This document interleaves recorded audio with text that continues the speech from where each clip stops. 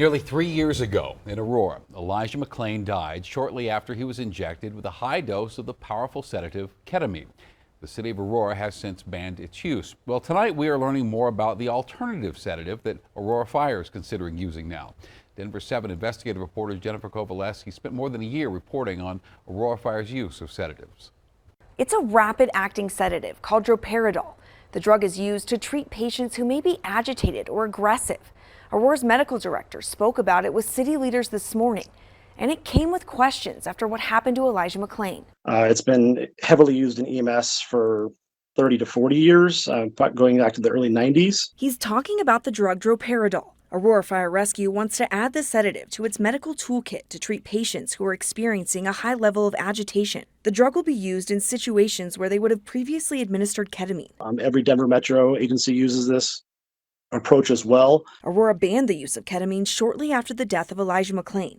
McClain went into cardiac arrest after paramedics injected him with a heavy dose of the sedative. So when the ambulance gets here, we're going to go ahead and give him some ketamine. 3 police officers and 2 Aurora Fire paramedics are now facing criminal charges for his death, leaving Councilwoman Danielle Durinsky to question the introduction of a new sedative. I just am having a really hard time talking about our Aurora firefighters injecting anybody with anything while we have 2 up for murder right now. We spoke to 2 experts about droperidol. It works as a tranquilizer, but it has had other uses in terms of relief of nausea and relief of other agitation. Both said it's safe when used appropriately.